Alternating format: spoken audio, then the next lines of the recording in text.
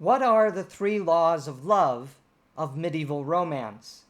Anyone who reads the great medieval romantic tales, the epics and the poetry, inevitably deals with the reality of love, of romance in the great works.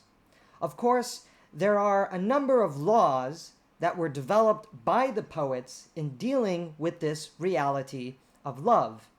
Most scholars of medieval romance identify three laws of love that govern all the great medieval romance epics, especially names that you are familiar with: Dante, Petrarch, and Chaucer.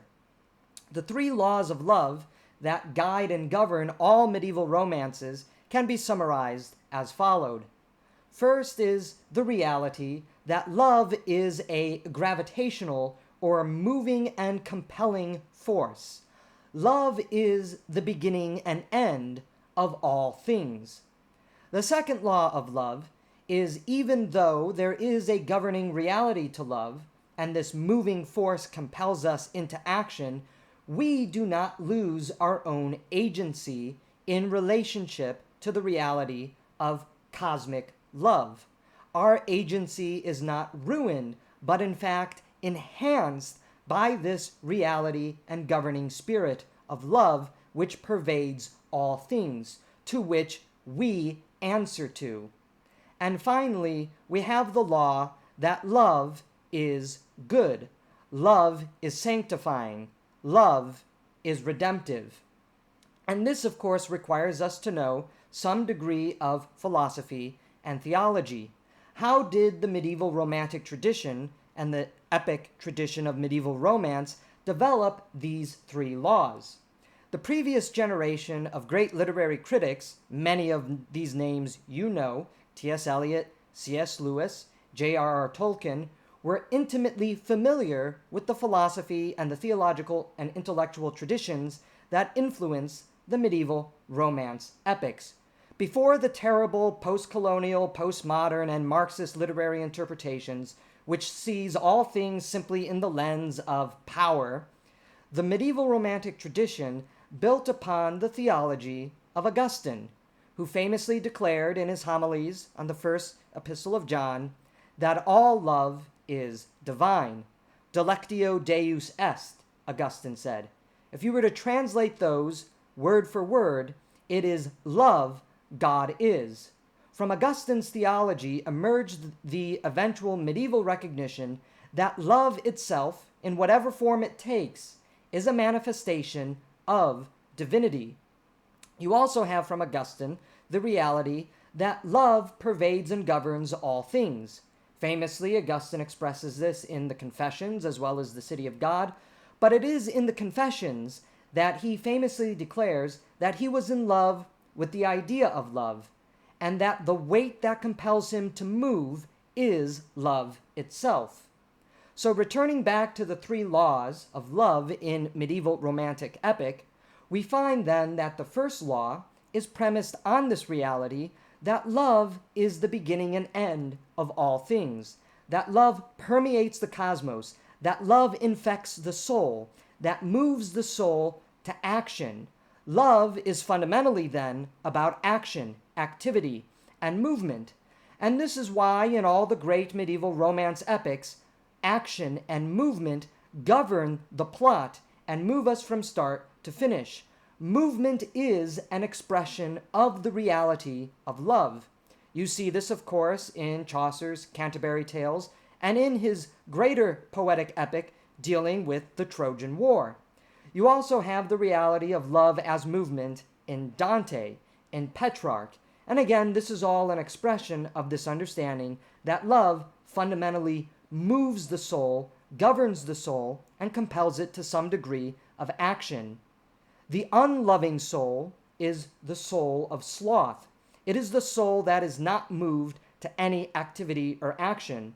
Hence, you see, Dante and Virgil, who grow in their love together, journey through the circles of hell, while all the other souls, who are incapable of love, are ultimately trapped in their respective spheres, eventually ending in the frozen lake in the ninth sphere, where all the souls who betrayed love are now frozen in place.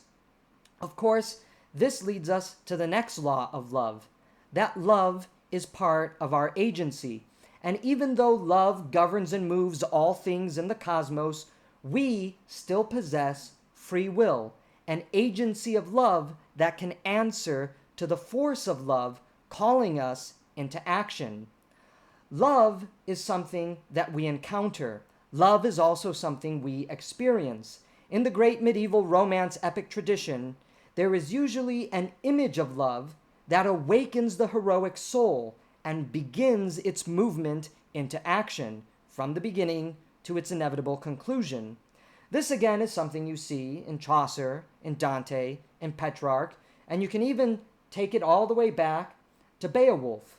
There is some sort of image, there is some sort of opening reality where our heroic soul, our hero, encounters an expression, an image, a flicker and a light of the love that will come to govern his soul and compel him to choose to engage in loving action.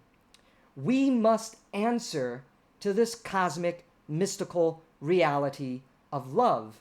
So even though love moves first, even though that image of love or that long existing reality of love, which has always been before us, awakens us to action, it is the heroic answer of yes that begins the entire heroic, romantic, epic tradition. We must respond and answer affirmatively to the reality of love in the cosmos. We are not simply passive objects. We possess an agency of love which must answer the call to love. And once we answer the call to love, the unity of the first law and the second law can begin the entire heroic epic, the entire heroic movement to which we reach the final law that all love is good, all love is sanctifying, all love is redemptive. And this is because love is an expression and manifestation of divinity. And God, of course, is good. And God created all things in love and in goodness.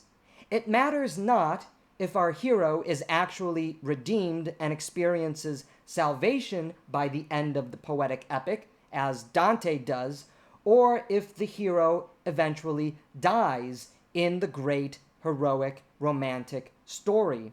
Many of the great romantic stories, the romantic poems in the medieval tradition, fall in these two categories. Love either redeems the soul to sanctification and salvation without bodily death, or even in bodily death, the soul, the body, the hero is sanctified and redeemed, as is the case in Chaucer's greatest epic. So you have the reality of the first law of love being that love governs all reality. Love pervades all things. This love compels the soul to action, leading to the second law of love in romantic epic in the medieval tradition, where we say yes to love. And this is the beginning of the hero's quest, the hero's journey. We must answer yes to the call to love. And when we answer yes to the call of love, we are ultimately sanctified and redeemed through our action, through our agency, through our answering yes to the sanctifying spirit of love. It matters not if we die, or if we do experience actual salvation and entry into heaven. By answering yes to love, the sanctifying and redemptive power of love, because love is good, leads to the soul's ultimate salvation, whether we continue on in life or even if we fall tragically or heroically in life. Because love is good, love is sanctifying, and love is redemptive, the hero experiences that sanctification and that redemption, irrespective of whether or not his life here on earth comes to an end. And this ties us back to that first law of love, where I explain love as a reflection and a manifestation of movement, think of how Chaucer ends his greatest romance epic. Even in death, the soul of our hero journeys up to the heavens. Even in death, the moving reality of love does not end. The sanctifying and redeeming spirit of love guides the soul to its upward ascent. And again, this is a legacy of Augustine. For Augustine's entire reality that he expresses in the Confessions, in the City of God, and in all of his homilies, indeed the entire tradition of Augustinian theology, is movement. Our heart is restless until it finds rest in love, and love is God. The three laws of love in medieval romance move the entire world.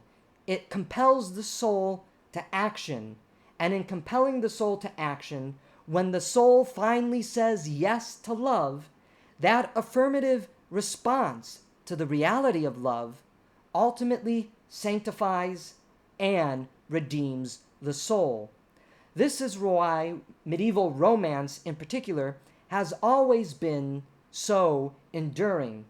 Even though we are indoctrinated into the petty power politics of political criticism, we who experience the reality of the romantic tradition in its proper form, expressing and manifesting the reality of love, we ourselves are moved by the stories we encounter, because the stories we encounter tell us about the reality, the enduring and eternal reality of sanctifying love. And this is why reading romantic epics, especially within the medieval tradition, is so satisfying and so important. It teaches us love, it teaches us how to love, it teaches us compassion and mercy, and it may very well just begin to move your soul to sanctification, redemption, and salvation.